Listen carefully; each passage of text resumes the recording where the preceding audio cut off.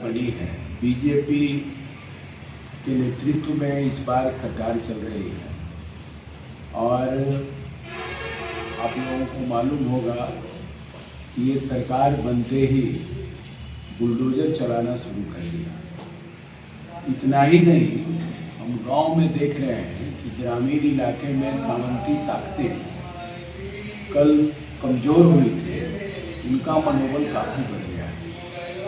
अभी ये 26 जनवरी की घटना है और 26 जनवरी की घटना चौरम की, तो बुलडोजर राज और सामंती हमले, लूट, हत्या, बलात्कार की घटनाओं में काफ़ी इधर बढ़ोतरी हुआ।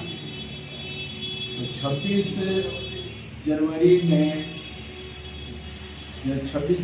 को आपको चौरम गांव में, जहां मूर्ति भसान को लेकर के भी तो एक तो कि रोहित वेमुला, पायल तड़वी से लेकर के कई ऐसे होनहार छात्र छात्राएं के साथ जो हायर एजुकेशन में जो रैगिंग होता है उसके साथ भेदभाव होता है। अभी देखिए कि एमएस चकमा के साथ जो हुआ, तो इन सारे सवालों को लेकर के कानून की मांग बहुत पहले से होती रही है कि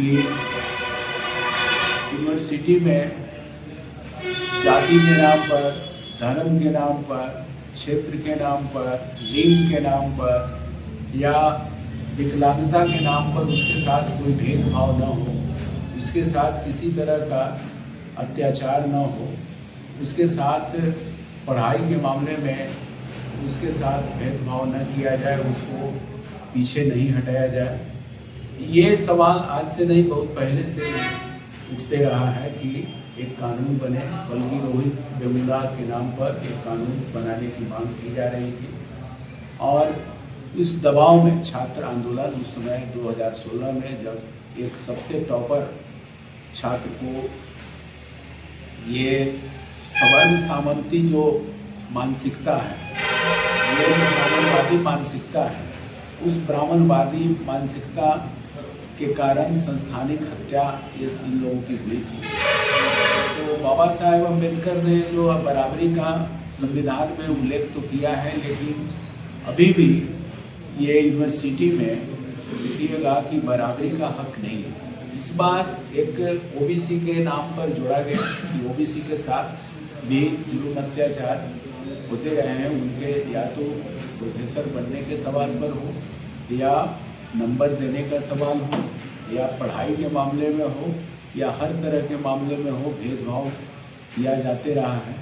तो इस भेदभाव के सवाल पर एक ये कानून जो बना था, तो इस कानून को बीजेपी के द्वारा ही, सवर्ण लोग जो है उसमें बीजेपी के कई नेता, बीजेपी के नेता चुप थे, लेकिन पीछे से बीजेपी के द्वारा ही, क्योंकि अभी तक तो लोग जान भी नहीं रहे थे और पूरा उबाल हो गया। जिनको फायदा होना था उनको समझ में भी नहीं आ रहा था, उनको अभी जानकारी भी नहीं हुई थी कि इसको कैसे रोक दिया जाए।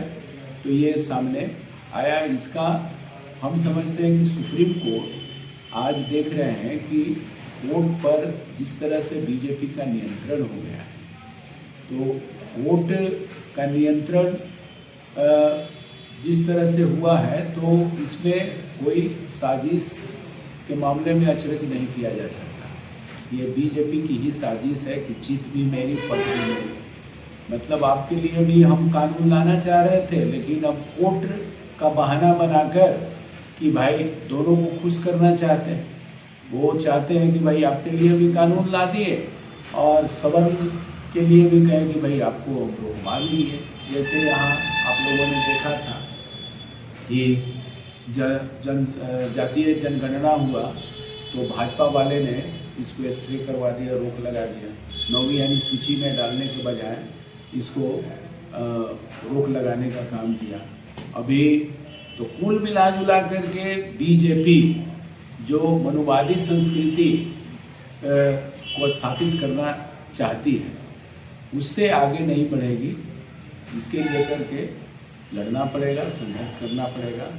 और बीजेपी के चाल चरित्र अब सारे लोग, दलित गरीब लोग, सब लोग समझ रहे हैं। आज हम जिस तरह से जा करके देखें चौरम में कि गरीबों ने वोट दिया था इस बार कि 10,000 रुपया मिला है तो सरकार ठीक होगी, सरकार से उम्मीद लगा करके गरीब लोग वोट दिए थे।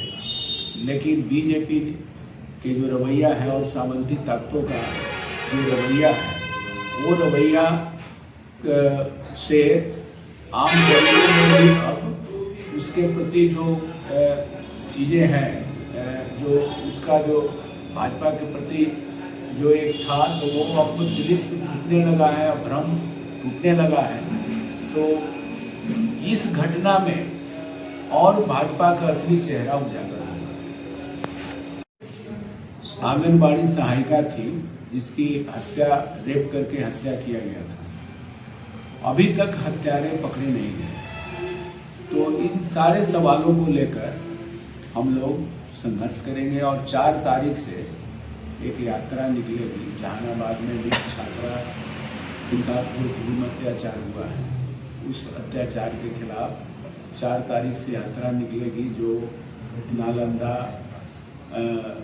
नवादा, औरंगाबाद, अरवल, जहानाबाद से होते हुए, ये सब होते हुए पटना पहुंचेगी। तो अरवल में 7 तारीख को पहुंचेगा। ये यात्रा का नाम है बेटी बचाओ न्याय यात्रा। तो अरवल में 7 तारीख को पहुंचेगी, यात्रा पहुंचेगी। 8 तारीख को अरवल में सभा होगी और 10 तारीख को विधानसभा के समक्ष प्रदर्शन होगा महिलाओं का। तो ये आंदोलन हम लोग अरवल, इस आंदोलन में अरवल से भी लोग काफ़ी संख्या में भाग लेंगे।